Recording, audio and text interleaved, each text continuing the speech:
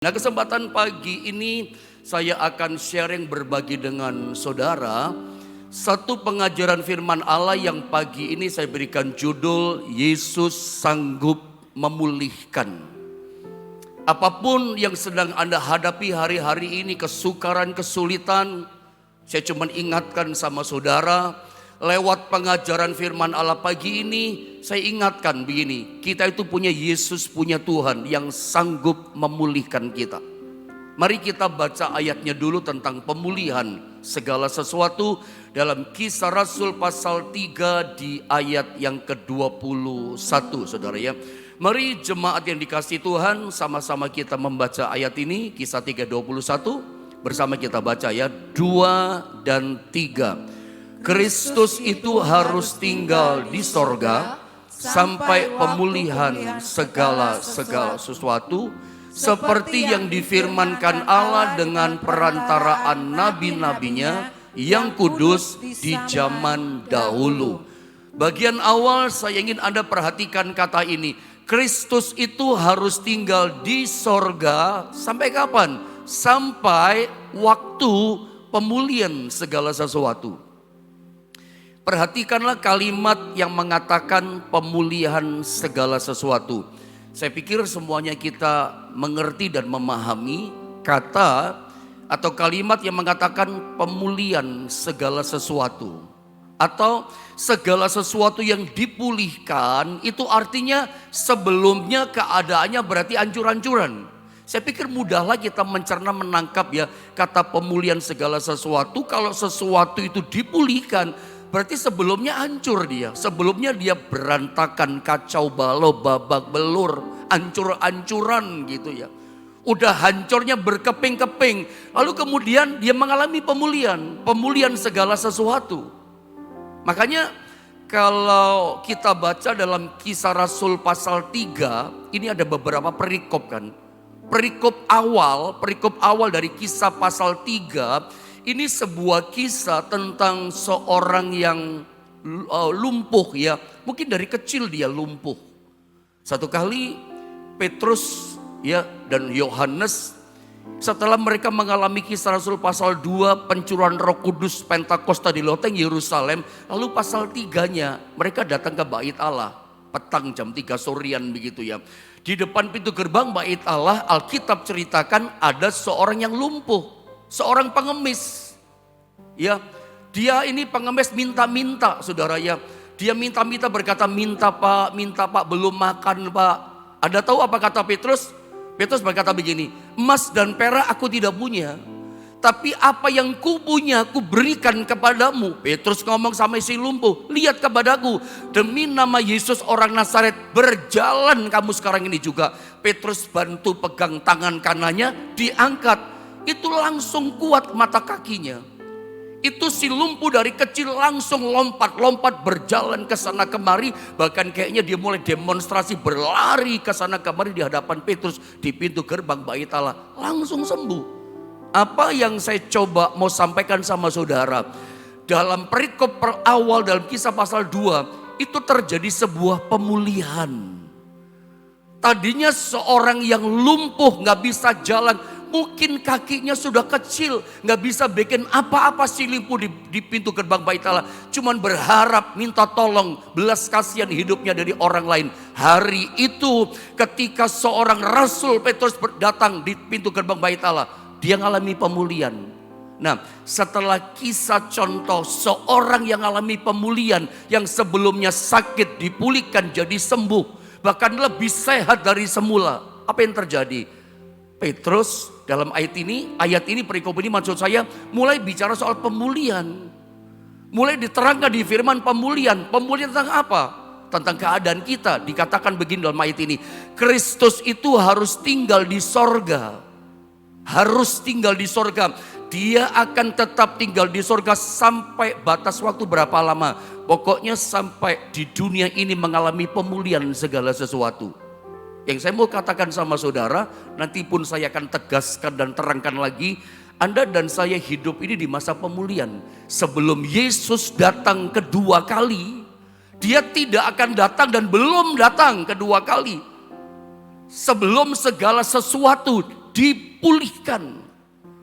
Jadi tanda-tanda yang khas dari kedatangan Tuhan itu pemulihan segala sesuatu. Gereja Tuhan jadi perkasa. Beberapa hari yang lalu saya sempat share dengan seorang anak Tuhan dari Semarang. Mungkin saya nggak sebut nama. Seorang pengusaha supermarket bangunan yang menurut saya cukup besar di beberapa kota. Beliau WA saya, bahkan telepon, sharing tentang kedatangan Tuhan. Saudara, hal kedatangan Tuhan, dengar baik, ciri yang paling khas adalah ketika keadaan gerejanya mengalami pemulihan. Dan saya mau ingatkan dari awal, Kisah pasal 3:21, Tuhan Yesus itu sebagai pemulih akan memulihkan kita. Pemulihan ini hanya berlaku bagi orang yang percaya kepada Tuhan dan hidupnya hanya berharap kepada Dia. Kalau tidak percaya kepada Tuhan, apa bisa dipulihkan? Ayat ini nggak berlaku buat dia. Kecuali saat ini juga engkau yang masih bimbang, engkau yang masih ragu, percaya kepada Yesus, Dia Tuhan kita yang sanggup memulihkan kita. Maka Kisah 3:21, ini ayat ini juga berlaku buat saudara, buat kita semua. Hanya yang percaya, hanya yang hidupnya berharap dan mengandalkan Tuhan. Kisah tentang pemulihan dalam Kisah pasal 3 ini berlaku buat setiap kita. Saya akan coba mulai dari gambar ini tentang Yesus Tuhan kita, Tuhan yang sanggup memulihkan kita. Saya ulang ya, saya mau coba angkat ini gini, mengingatkan kita apapun keadaan saudara. Ingat loh, kita punya Tuhan, namanya Tuhan Yesus Kristus. Dia adalah Tuhan yang sanggup memulihkan apapun situasi keadaan kita. Itu saja pesan saya. Jadi jangan putus asa dulu. Saya suka pakai bahasa, jangan kasih harga mati dulu dengan kesulitanmu, kegagalanmu, kejatuhanmu dulu. Sebab kita punya Tuhan, namanya Tuhan Yesus Kristus. Dia sanggup dan masih bisa pulihkan setiap kita sampai detik ini. Asal berharap, beriman, percaya kepada Dia. Janji ini berlaku. Kalau tidak percaya, tidak berlaku pemulihan ini. Saya akan mulai dari gambar ini. Bahwa sesungguhnya banyak orang di dunia ini mengalami namanya kejatuhan. Dalam keluarga alami kejatuhan, dalam ekonomi mengalami kejatuhan, namanya kebangkrutan. Diakui atau tidak, disadari atau tidak, bahwa banyak orang bahkan di antara kita mengalami namanya kejatuhan rumah tangga, kejatuhan ekonomi, bisnis, usaha, pekerjaan, bangkrut namanya. Bahkan saya tambahkan, banyak juga kita kehilangan sesuatu yang berharga, termasuk ekonomi, termasuk job, termasuk proyek, udah mau berhasil hilang. Itu kan berharga buat saudara, hilang gitu. Bahkan termasuk, saya tambahkan, kehilangan orang-orang kita cintai, meninggal dunia, tinggalkan kita. Bukankah anggota keluarga kita itu berharga? Bahkan lebih berharga daripada emas perak, kekayaan pekerjaan, suami, istri, anak-anak, orang tua kita, papa mama kita. Itu bagian anggota keluarga kita yang kita cinta kan. Kadang kita bisa kehilangan yang berharga itu. Nah, saya mau katakan kalau ada pagi ini di antara saudara yang mengalami kejatuhan, mengalami kebangkrutan ekonomi, Anda di PHK, kehilangan pekerjaan, bukankah pekerjaan juga bagian yang berharga dari kehidupan kita? Anda kehilangan gitu. Bahkan bisa jadi di antara saudara kehilangan job, kehilangan proyek, udah di depan mata, mau berhasil, 90% berhasil, bahkan 99% Anda berpikir pasti berhasil, ternyata lepas. Rasanya sedih kan, rasanya susah kan, kehilangan. Apalagi dibandingkan dengan kita kehilangan orang yang kita cinta, anggota keluarga kita, suami kah, istri kah. Terutama pada masa pandemi banyak orang kehilangan anggota keluarga. Tapi saya mau ingatkan, Tuhan Yesus kita namanya sanggup memulihkan segala sesuatu. Kalau Anda kehilangan pekerjaan, Anda kehilangan ekonomi, keuangan hilang mungkin di bulan-bulan kemarin, di tahun-tahun awal 2023, atau barusan di bulan 12 Anda alami itu, kehilangan keuangan, kehilangan job, dan segala macam yang hilang. Terutama juga mungkin kehilangan dari orang-orang kita cinta. Saya mau ingatkan, Tuhan bisa pulihkan segala sesuatunya. Kalau Anda kehilangan job, pekerjaan, Tuhan bisa kembalikan, kasih pekerjaan lebih baik. Kalau Anda kehilangan uang, ekonomi, rugi, bangkrut, tetap percaya, jangan kasih harga mati. Tuhan masih bisa pulihkan Anda. Hartamu, keuanganmu, ekonomimu dikembalikan. Bahkan keadaan jumlahnya bukan sama, tapi lebih besar daripada sebelumnya. Pendeta, bagaimana kalau saya kehilangan orang-orang yang saya cinta? Tentu saja Tuhan tidak kembalikan orang-orang yang sudah meninggalkan kita, yang sudah mati lebih dahulu meninggalkan kita. Tapi dia bisa pulihkan. Dia akan hadirkan orang-orang yang terbaik buat saudara. Dia akan hadirkan orang-orang yang luar biasa buat saudara. Sehingga kehadiran orang itu bisa menjadikan hidupmu lebih bermutu. Hidupmu lebih berkualitas, hidupmu menjadi the best, lebih terbaik, saudara ya. Percayalah, Tuhan kita yang namanya Tuhan Yesus Kristus sanggup memulihkan keadaan kita. Jangan susah dulu, jangan depresi dulu. Bagi saudara yang tertekan, tertindas, sedang depresi dengan apa yang sedang kau alami hadapi hari ini, saya mau katakan, saya mau ingatkan, Anda orang Kristen percaya pada Tuhan, kamu punya Tuhan loh, namanya Tuhan Yesus. Dia Tuhan yang sanggup memulihkan setiap kita. Saya kehilangan kerjaan Pak, saya kehilangan ekonomi, Dia sanggup pulihkan. Dan biasanya ketika orang itu ngalami kebangkrutan, ngalami kejatuhan, hidup ekonominya hancur, atau dia kehilangan keluarga, anggota keluarga yang dia kasihi, dia sayang. Pertanyaannya begini, coba lihat gambar ini. Apakah mungkin pendeta keadaan saya bisa sama seperti dulu? Saya bantu jawab, sangat mungkin. Absolutely yes, saya katakan sangat bisa terjadi. Ya dan amin. Kalau Anda bertanya, apakah saya bisa dipulihkan? Saya udah hancur ekonomi, rumah tangga saya hancur pendeta. Ada seorang pernah berkata kepada saya begini, saya masih ada suami, saya ada anak-anak Pak Pendeta, tapi saya kehilangan waktu persekutuan, keintiman dengan mereka. Hampir tidak ada waktu yang berkualitas dengan suami, kerjanya di luar kota. Saya punya anak Pak Pendeta, jarang di rumah, sehingga saya kehilangan waktu kebersamaan dengan anak. Sorry, saya katakan itu pun sesuatu yang sangat menyedihkan. Kehilangan waktu keintiman, mencintai waktu berkualitas dengan keluarga, itu tidak nyaman. Makanya saat terindah dalam hidup kita, dalam anggota keluarga, kalau kita bisa nikmati sama-sama ya. Dengan suami istri, dengan anak, dengan papa mama kita kalau masih ada. Itu berharga ya. Tapi ada seorang mengatakan mengeluh, saya udah gak ada waktu lagi untuk itu. Percaya ke saudara, kalau Anda bertanya, bisa gak saya seperti dulu lagi nikmati waktu itu? Sangat bisa.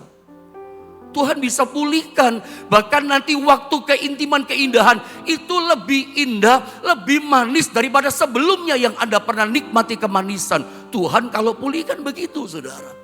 Jadi kalau Anda bertanya, mungkin gak keadaan saya bisa dipulihkan seperti dulu lagi? Absolutely yes, saya katakan sangat bisa. Pasti Dia bisa pulihkan, karena Dia Tuhan. Kita bicara Yesus itu Yesus yang sanggup memulihkan kita. Coba kita lihat kembali ini ayat. Saya mau terangkan sedikit sama saudara secara teologisnya kepada saudara ya dalam ayat ini. Kisah 3:21 saya baca ulang sekali lagi. Perhatikan kalimat ini. Kristus itu dikatakan harus tinggal di sorga. Jadi kalau saya tanya, sekarang Tuhan Yesus Kristus ada di mana? Di sorga. Di mana Dia? Duduk di sebelah tahta kanan Allah Bapa di sorga. Ini kalau berdasarkan ayat ini, walaupun kita tahu, kita percaya Dia juga tinggal dalam hidup kita, Dia berkuasa, gak bisa dibatis dengan logika kita. Tapi ayat ini katakan, Kristus itu harus tinggal di sorga. Sampai kapan? Sampai waktu pemulihan segala sesuatu seperti yang difirmankan Allah dengan perantaraan nabi-nabinya yang kudus di zaman dahulu. Coba saya terangkan lewat gambar sama saudara. Ayat ini tadi berkata bahwa Tuhan Yesus Kristus itu harus tinggal di sorga, dikatakan sampai pemulihan segala sesuatu. Jadi Yesus tidak akan datang menjemput gerejanya, Dia akan belum datang kedua kali menjemput kita, mempelai wanitanya belum Dia akan jemput. Sampai kapan? Sampai dunia serta segala isinya, terutama kita umatnya itu mengalami pemulihan segala sesuatu. Yang saya mau coba ingatkan sama saudara begini. Ketika saya sharing dengan seorang anak Tuhan yang di Semarang tadi. Karena maaf ya, saya bukan menyoroti bagaimana sih. Saya gembala dari jemaat. Saya tempo-tempo sekali-kali saya mengajarkan tentang pelajaran akhir zaman, eskatologi, tentang hari kedatangan Tuhan sekali-kali. Tapi tidak sering, tidak sangat sering tidak, jarang. Tapi mengajarkan, masa gereja jemaat tidak ada hari akhir zaman, tetap ajarkan, tapi nggak selalu. Karena khawatirnya begini, kalau saya terus ajarkan, Tuhan sudah mau datang, Tuhan mau datang di ambang pintu, sudah dekat mau datang. Saya khawatir gini, Anda jadi malas kerja. Anda jadi begini, kalau gitu bikin apa kerja? Bikin apa? Kerja ini, untung ini, buat ini, bikin apa? Tuhan mau datang. Itu dulu pikiran saya. Dan ternyata betul apa yang ada dalam pikiran hati saya, itu ada dalam pikiran Bapak yang ada di Semarang ini. Kalau terus, benar juga ya, saya bersyukur dapat sharing dengan seorang anak Tuhan. Kayaknya kita sama pikirannya. Makanya saya mengajarkan, tapi gak selalu. Saya khawatir kalau jemaat saya terus teter kedatangan Tuhan. Mereka pikir gini, Tuhan semua datang. Dan saya banyak melihat jemaat-jemaat yang terus diteter, diajar, dibobardir. Tuhan mau datang, Tuhan mau datang. Saya banyak melihat. Karena saya punya teman dulu di Bandung. Dulu pernah satu sinode, kemudian keluar masuk sinode lain. Sempat masuk penjara, teman pendeta senior. Karena dia mengajarkan Tuhan mau datang. Datang ke gubernur Jawa Barat loh. Katakan Tuhan mau datang. Padahal gubernur Jawa Barat kan bukan orang beriman. Bukan orang Kristen, bukan dalam Tuhan. Tapi dia berani katakan, saking yakinnya. Saya lupa, bulan September tahun berapa, tanggal sekian. Dia menginjil kemana-mana. Dia katakan, dan pengikutnya dari Kalimantan, dari Papua itu jual ternaknya. Itu PNS tinggalkan jabatannya, pensiun dini. Jual hartanya semua, datang ke Bandung di tengah sawah. Jual semua. Akhirnya Tuhan gak datang kan? Begitu Tuhan gak datang, udah kehilangan kerjaan, sudah gak punya rumah, duitnya sudah untuk misi ini, untuk segala macam saudara. Akhirnya sekarang gak punya apa-apa. Karena sebuah pengajaran mengatakan, Tuhan mau datang. Tuhan masih belum datang, tapi sudah akan datang memang. Karena dia belum datang, tetap di sorga. Sampai apa? Sampai pemulihan segala sesuatu. Jadi yang saya mau katakan sama saudara intinya begini, dengar baik-baik, jangan salah paham saudara ya. Anda dan saya itu sebabnya lihat gambar ini, itu sebabnya hari ini ya, saudara dan saya hidup sekarang ini adalah waktu pemulihan segala sesuatu, itu maksud saya. Anda dan saya tepat berada di masa, di waktu, di tahun-tahun sebelum Yesus datang kedua kali. Dia harus tetap di sorga. Sampai kapan? Sampai pemulihan terjadi. Masa inilah di mana kita hidup, masa pemulihan segala sesuatu. Anda dan saya hidup di masa pemulihan. Jadi pemulihan buat kita itu sangat mungkin. Absolutely yes saya katakan.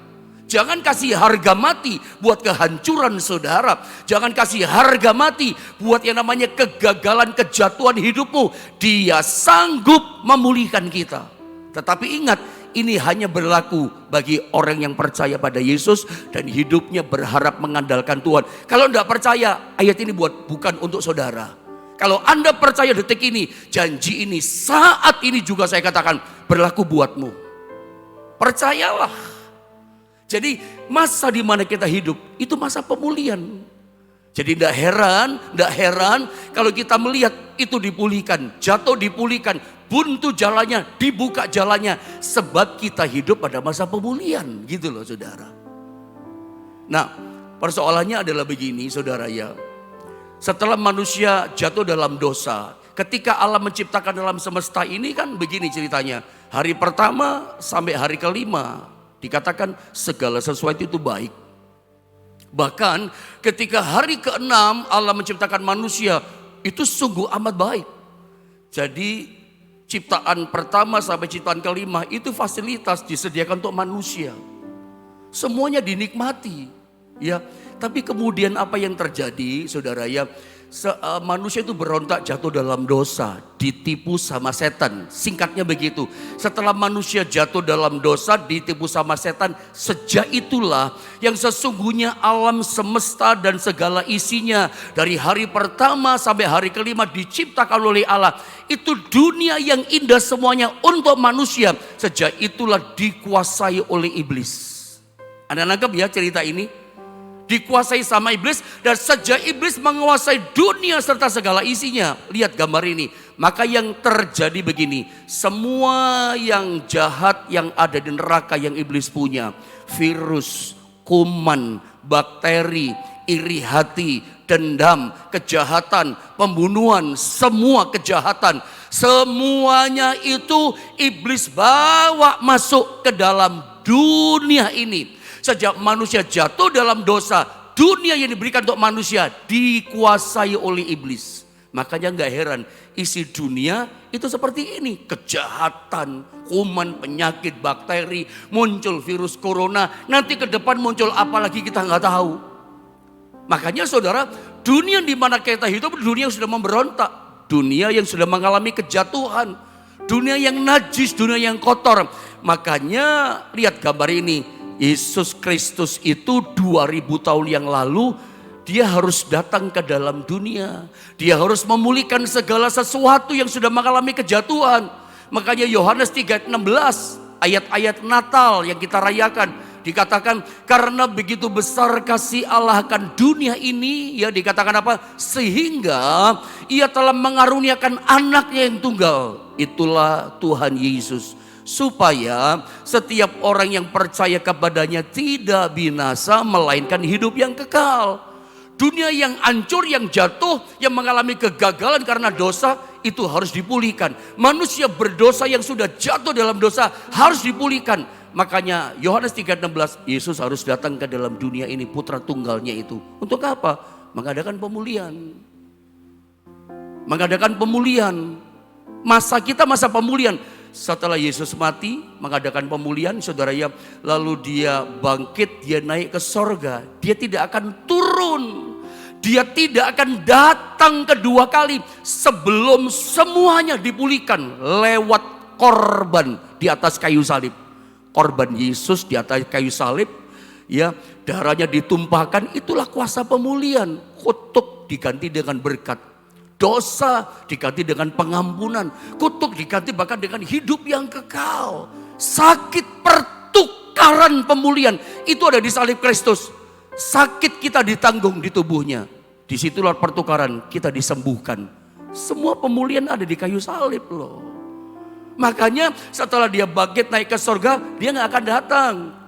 Belum datang. Dia tidak akan datang kedua kali sebelum kita umatnya yang hanya yang percaya mengalami pemulihan. Makanya saya katakan Anda dan saya kabar baiknya begini. Kita hidup di masa pemulihan gitu loh saudara. Banyak hari ini percaya. Ini kita di masa pemulihan. Jangan tawar hati dulu dengan masalah yang kau hadapi. Tapi buntu Pak, masalahku belum dijawab doa. Anda hidup di masa pemulihan.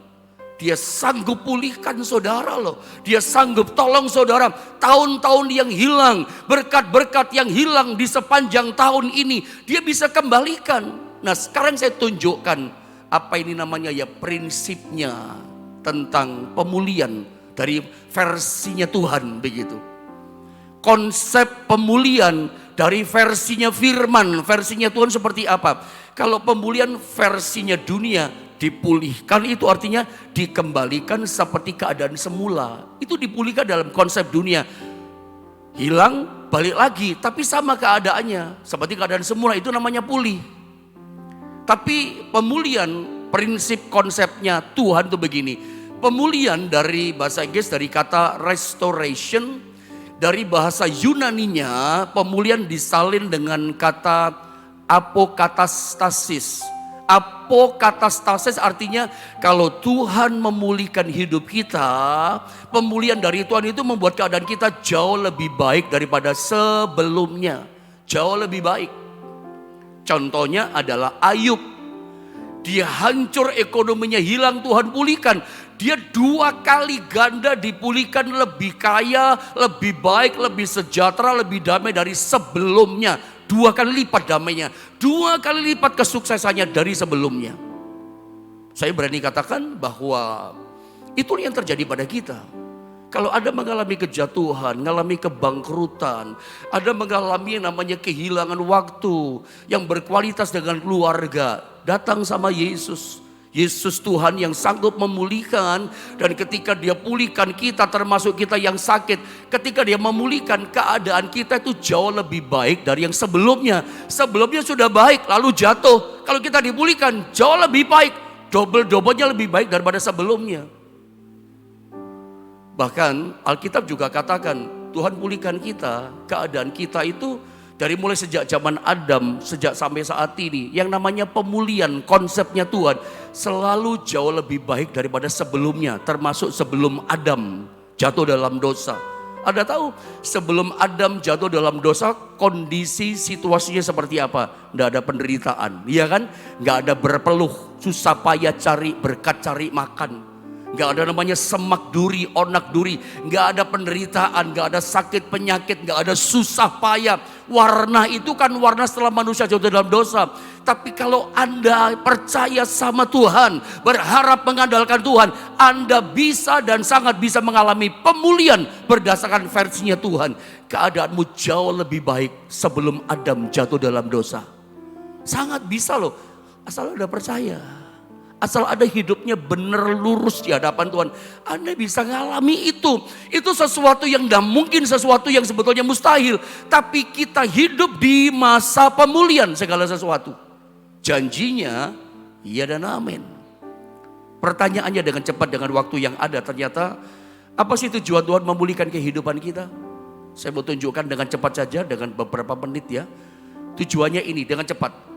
2 gambar saja saya selesai ya, walaupun masih panjang sebetulnya, tapi oke lah. Ya, apabila Keluaran 22 ayat 1, kenapa sih apa tujuan Tuhan memulihkan kita? Apabila seseorang mencuri seekor lembu atau seekor domba dan membantainya atau menjualnya, maka ia harus membayar gantinya, yakni 5 ekor lembu ganti lembu itu yang 1, dan 4 ekor domba ganti domba yang 1. Ini prinsip konsep pemulihan versinya Tuhan. Lembu 1 dicuri orang, hilang. Tuhan ganti berapa? 5 kamu harus ganti, kata Tuhan. Domba 1, 4 gantinya. Saya kasih gambar terakhir. Sabar saudara ya, tanggung supaya bisa melandas. Lihat gambar ini. Gambar ini sebuah diagram. Diagram namanya ini saudara ya. Ini gambar kehidupan kita. Posisi kita misalnya di A, lihat A. Perbesar saja gambarnya, lihat A. Ya. Kita itu tadinya punya cuma 1. Yang kita miliki, hartakah, uangkah, modalkah, kesehatankah. Tadinya 1 posisi A, ngalami kejatuhan sampai titik 0 di bawah B kejatuhan kita. Kehilangan kejatuhan titik B. Kalau Tuhan angkat pulihkan restoration kita, apokatastasis kita bagaimana terjadi? Tuhan angkat kita sampai titik C, titiknya 5. Hilang 1 ke bawah sampai minus. Begitu dipulihkan naik ke 5 angkanya. Itu kan mustahil. Ayo pernah ngalami kok. Ya, bahkan Ruth pernah alami itu loh. Sampai menjadi orang yang hebat di tanah Bethlehem. Dan saya percaya kita itu hidup di masa pemulihan kok. Tuhan tetap di sorga. Dia akan belum datang dan tidak datang sebelum kita gerejanya, anak-anaknya yang mengandalkan, berharap, percaya pada dia, ngalami pemulihan ini. Kabar baiknya gini, Anda dan saya, kita semua hidup pada masa pemulihan itu. Engkau yang kehilangan bahagia, dia kembalikan bahagia. Ekonomimu, kejatuhanmu, engkau kehilangan anggota keluarga, Tuhan akan datangkan orang-orang terbaik buat saudara, membuat hidupmu semakin bermutu dan luar biasa. Doa saya, jangan hilang harap, Tuhan sanggup pulihkan keadaan setiap saudara. Tuhan sanggup pulihkan keadaan setiap kita. Apapun situasi yang Anda hadapi hari ini, Dia penolong loh, Dia sanggup. Jadi selalu saya katakan, jangan dikasih harga mati keadaanmu. Ingat, dari awal saya katakan, jadi hari ini ingat baik-baik ya, dalam kekristenan kita.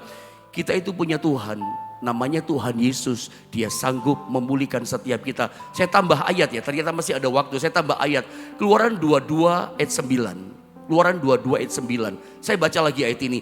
Dalam tiap-tiap perkara dikatakan pertengkaran harta, baik tentang seekor lembu, tentang seekor keledai, tentang seekor domba, tentang sehelai pakaian, baik tentang barang apapun yang kehilangan. Hilang nih, termasuk Job ini ya. Uang kita hilang. Kalau seseorang mengatakan inilah kepunyaanku, maka perkara kedua orang itu harus dibawa di hadapan Allah. Yang kehilangan-kehilangan ini bawalah berdoa menghadap Allah. Siapa yang dipersalahkan oleh Allah haruslah membayar kepada temannya. Ini prinsip pemulihan, ganti kerugian 2 kali lipat. Selalu konsep prinsip pemulihan versinya Tuhan itu melebihi daripada kita yang semula. Tadi 1 jatuh, angkat tambah 5, bahkan minimal 2. Dobelnya dari keadaan semula. Minimalnya 2, tapi ayat sebelumnya itu sampai 5, saudara. Jadi ada jangan ngomel dulu, jangan bersungut-sungut dulu. Dia sanggup memulihkan setiap kita. Nah, lihat ayat ini. Masih ada waktu lihat contoh tentang Daud. Ya, saya baca tentang Daud ya, 2 Samuel 12, 19, 20. Ya, ketika Daud melihat bahwa pegawai-pegawainya berbisik-bisik karena takut sebetulnya.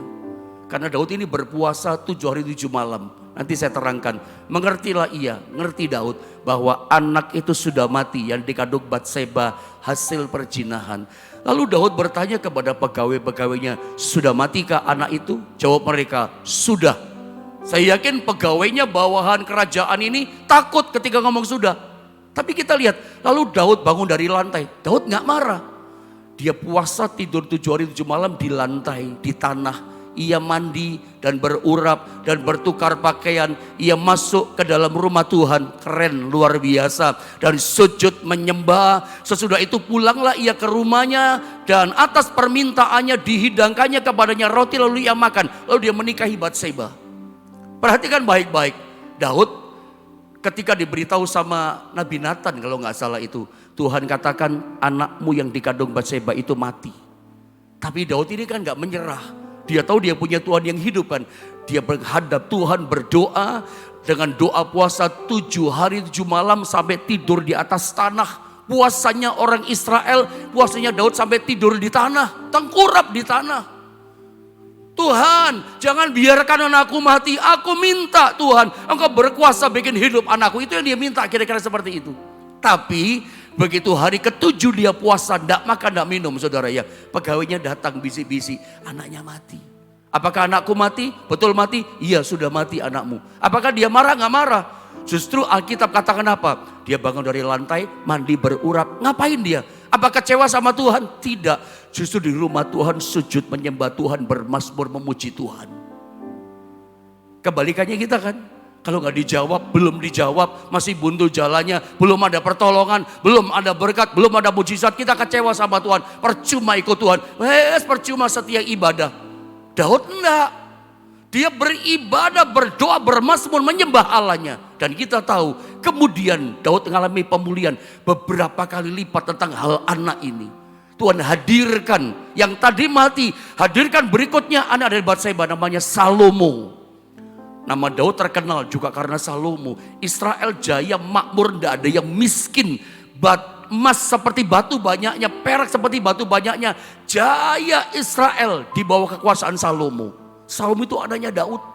Artinya hari itu Daud melihat, iya betul ya, ngalami pemulihan yang luar biasa. Orang yang paling berhikmat, orang terkaya di dunia sampai hari ini itu Salomo. Daud pun mengalami pemulihan. Tuhan hadirkan seorang yang luar biasa namanya Salomo. Mungkin saya pernah cerita bagian terakhir. Saya tutup dengan ini. Ada seorang tokoh full gospel businessman, saudara ya. Pendirinya dari Amerika yang bernama Frank Fuglio. Singkat saya potong begini. Anda bisa dapatkan bukunya ini ya. Di buku toko-toko buku rohani itu ada. Dia tulis buku namanya Hai God, Hai Tuhan. Judulnya aneh ya. Tapi buku ini bagus. Anda bisa cari ini buku. Dia ceritakan, singkatnya saya potong gini.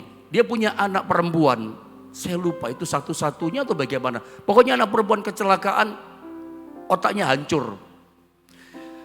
Luka sembuh kata dokter, divonis begini, lukanya sembuh tapi otaknya nggak bisa. Dia akan cacat mental kalau dia hidup. Dan betul cacat mental. 7 tahun dia nggak kenal papanya, nggak kenal mamanya, tidak kenal siapapun. Udah cacat mental tuh bagaimana sih? Ya, ada tau cacat mental, udah nggak normal cara berpikirnya, udah nggak jelas deh hidupnya cacat mental. Frank Fulglio itu berdoa. Pendiri tokoh full gospel. Ada tahulah orang full gospel doanya kayak apa kalau berdoa. Doanya semangat. Nggak sembuh anaknya. 7 tahun Pak. Ratusan orang tokoh-tokoh pendoa full gospel. Pendeta-pendeta hamba Tuhan dia kenal doakan. Nggak sembuh 7 tahun. Cacat mental. Sehat tubuhnya, mentalnya sakit. Ini anak perempuannya. Sampai dia kecewa sama Tuhan. Dia kecewa dah kayak Daud. Dia marah sama Tuhan, kepahitan sama Tuhan. Dia nggak mau lagi menyembah, nggak mau berdoa, tinggalkan Tuhan. Gitulah kira-kira intinya. Sampai satu kali, tahun ke-7, Tuhan bicara sama Frank Fulglio. Frank, sembah aku. Frank, worship me, worship me. Dia berkata, enggak mau. Lebih baik aku mati daripada menyembah engkau. Wih, ini kepahitan banget ini orang.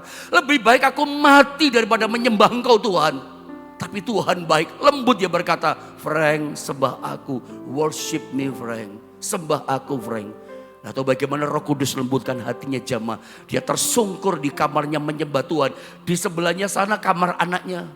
Sudah di rumah anaknya, 7 tahun sakit kan saudara. Sementara dia nyembah, bermazmur, nyembah Tuhan Allah yang hidup. Minta ampun pertobatan hari itu. Apa yang terjadi? Dia mendengar pintu kamar anaknya terbuka. Dia dengar langkah orang berlari dan panggil dia. Papa, daddy, daddy. Dia buka matanya. Dan dia dipeluk sama anak perempuannya ini. Frank Fulglio nangis.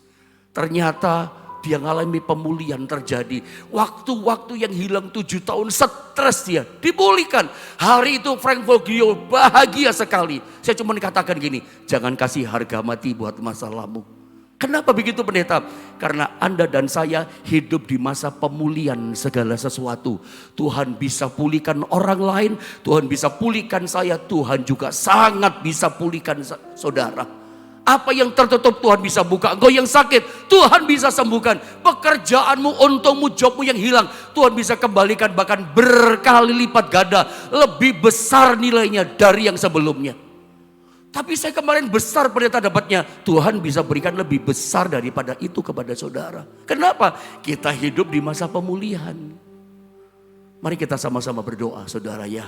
Saya percaya Tuhan boleh bekerja menjamah hati setiap saudara. Dia sanggup, Yesus sanggup.